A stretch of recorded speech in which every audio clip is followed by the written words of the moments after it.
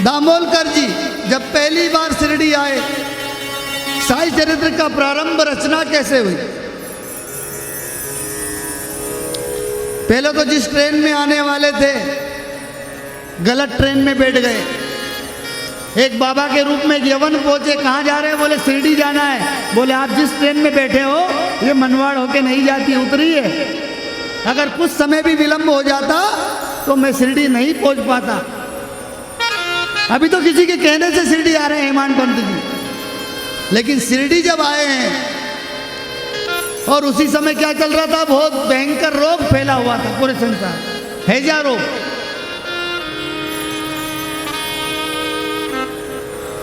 सुबह सुबह उस रोज बाबा घट्टी लेकर माल सपति तात्या को आदेश देके गेहूं का बोरा बालाजी यहाँ से बुलाकर और गेहूं पीसने लगे।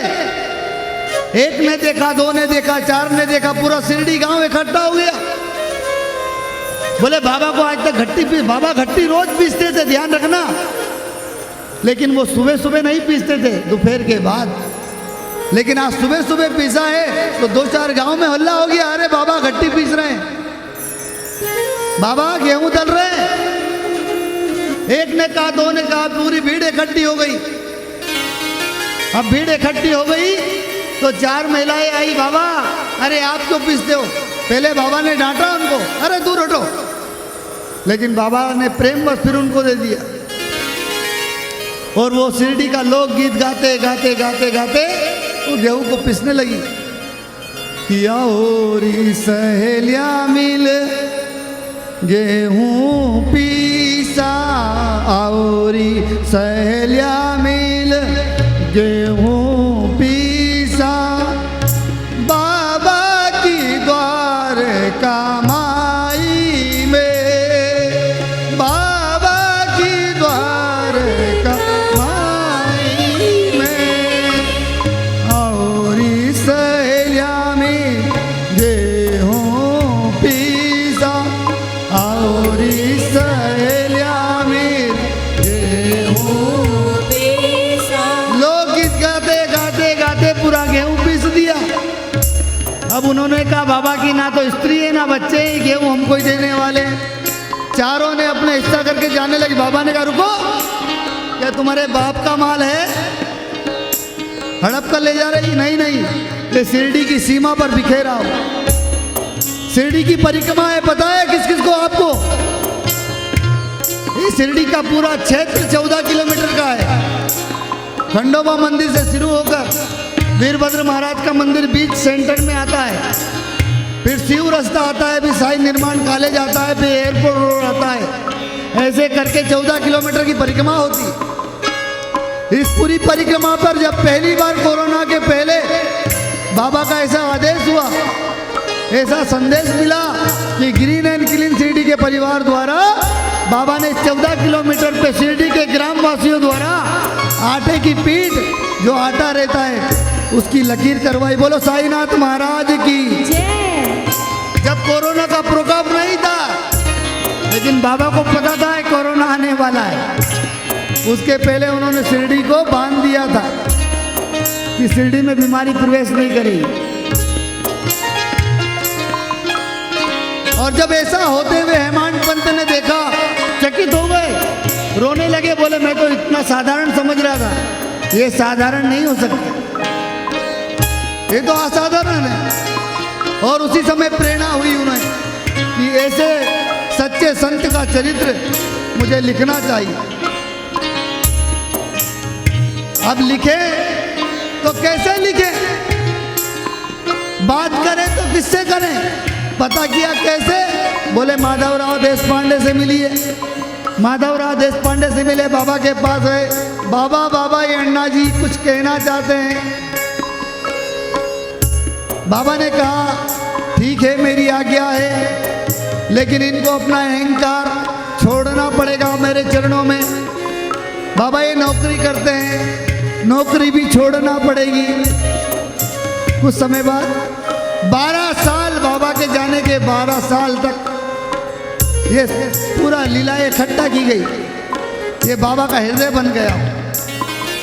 बाबा ने कहा मेरी रचनाओं से भक्तों के हृदय में आनंद बहेगा, एक सच्ची रोशनी उनके अंदर प्रवेश करेगी और उनके जन्म जन्म के भव बंधन कट जाएंगे। बोलो साईनाथ महाराज की जय। आज हेमांत पंत की जी के द्वारा साई चरित्र का लेखन प्रारंभ हो गया।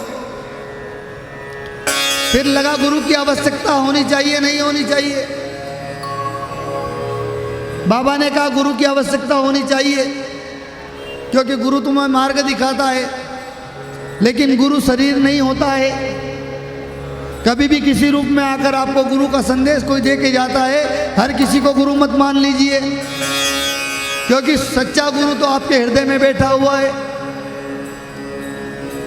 मैं क्यों बोल रहा हूं? जिस तरह पृथ्वी और जल है, 75% पूरे विश्व में जल है, 25% ये पृथ्वी है। ऐसा ही शरीर की रचना है। तो शरीर में भी जब बाबा से पूछा, बाबा भगवान है? बोले हाँ। दिखाई क्यों नहीं देता? बोले दूध का पता है? बोले हाँ। बोले दूध में मक्खन होता है? बोले हाँ। दिखाई देता है? नहीं। बोले कब?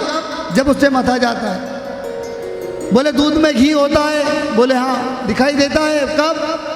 बोले और आगे बढ़ते हैं, मक्खन को फाड़ा जाता है, दही बनता है, दही को फिर और उसके बाद तपाया जाता है। तो पहले दूध तो बनो, पहले फटने के लिए तैयार तो हो जाओ। हम तो कहते हैं कि हमारा चेहरा ना बिगड़ जाए, हम पैदल चलेंगे शिरडी में 14 किलोमीटर तो कोई थक ना जाए। हमें एसी रूम नहीं मिला तो हम शिरडी नहीं आएंगे। अरे मेरे परमात्मा की तो वो परवरदिगार, वो भगवान राम, वो स्वयं शिव सुनते हैं। आप जिस भाव से आओगे ना, अगर आप लगते हो सच्चे भाव से आए हो और आपको एसी की जरूरत है, तो आपको ये पूरा शिरडी एसी बना देंगे बाबा, इतनी ताकत रखते हैं। ये क्या है? शिरडी क्या है? सत्य चित आनंद है। शिरडी क्या है? सत्य है, चित्त है, आनंद है। कैसे? अच्छा, साई चरित्र कौन कौन पढ़ता है? साई सच्चरित्र कौन कौन पढ़ता है? एक माँ हाथ उठा रही है, सिर्फ एक माँ, 2 माँ हाथ उठा रही है, 3 माँ ने पढ़ते हो ना? साई सच्चरित्र में चिपकली की कथा आती है। आती है कथा? ये आती है कि एक चिपकली द्वारका माई में चिक चिक कर रही है। कुछ लोगों ने पूछा, बाबा ये चिपकली चिक चिक कर रही है, क्या कारण है? तो बाबा ने हंसी हंसी में कहा कि इसकी बहन औरंगाबाद से आने वाली। अब कुछ ही देर हुआ, एक घुड़सवार आया, वो कहीं दूर जा रहा था, थक गया, वो रुक गया, वहां बैठ गया। अपना जो झोला था उसने द्वारका माई में रखा है, उसमें से एक चिपकली निकलती है और वो दूसरी चिपकली के पास जाकर आनंद से खेलने लगती है। बाबा ने कहा देखो, अब ये इतनी कथा तो साई सच्चरित्र में हो गई, पता है ना, लेकिन इसके पीछे रहस्य क्या है? बाबा इस लीला से कहना क्या चाहते हैं? बाबा बताना क्या चाहते हैं? जानना चाहते हैं आप? हाथ ऊपर करिए दोनों, जो जानना चाहते हैं, क्योंकि बाबा को पढ़ना नहीं है, ये लीला साई चरित्र में लिखी है, लेकिन इस लीला के माध्यम से बाबा क्या कहना चाहते हैं?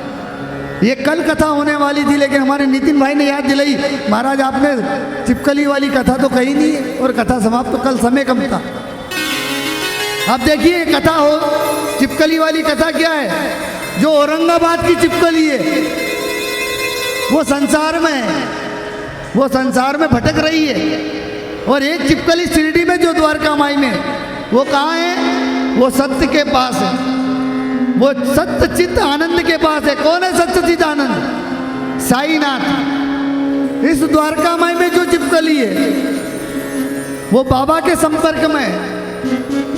और एक जो औरंगाबाद में चिपकली है वो संसार के संपर्क में है। अब संसार कैसा है? संसार माया रूपी है। संसार ईश्वर से मिलने के लिए रोकता रहता है। पत्नी होती है तो कहती है कहाँ भक्ति कर रहे हो, और पत्नी अगर भक्ति करती है तो पति कहता है कहाँ भक्ति कर रहे हो।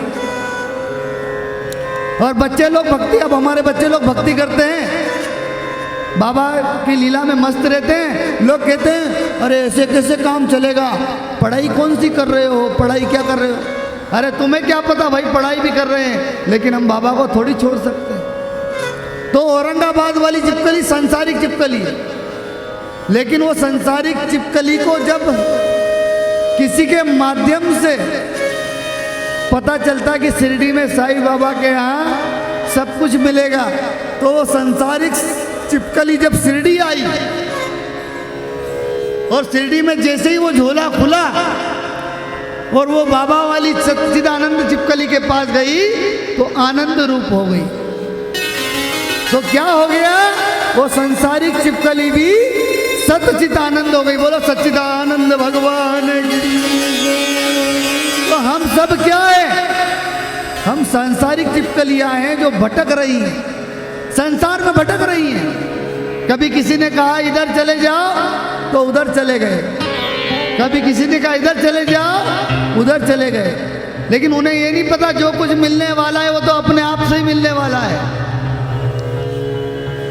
दुनिया खोजी जग को खोजा, अरे खोजा ना अपना मन।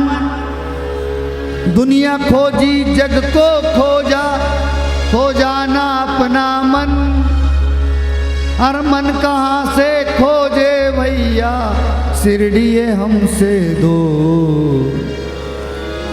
ये मन को खोजने की दवा यहाँ मिलती है शिरडी में। मन को नियंत्रण अगर करना है तो साईं के शरणागत होना पड़ेगा। क्या कहते हैं, साईं शरण में आओगे तो समझोगे ये बात, रात के पीछे दिन आए और दिन के पीछे रात। उठाइए दोनों हाथ, बोलो साईनाथ महाराज की जय।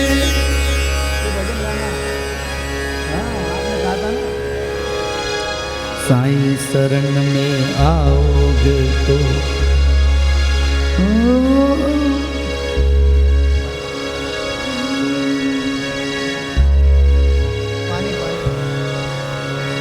साईं शरण में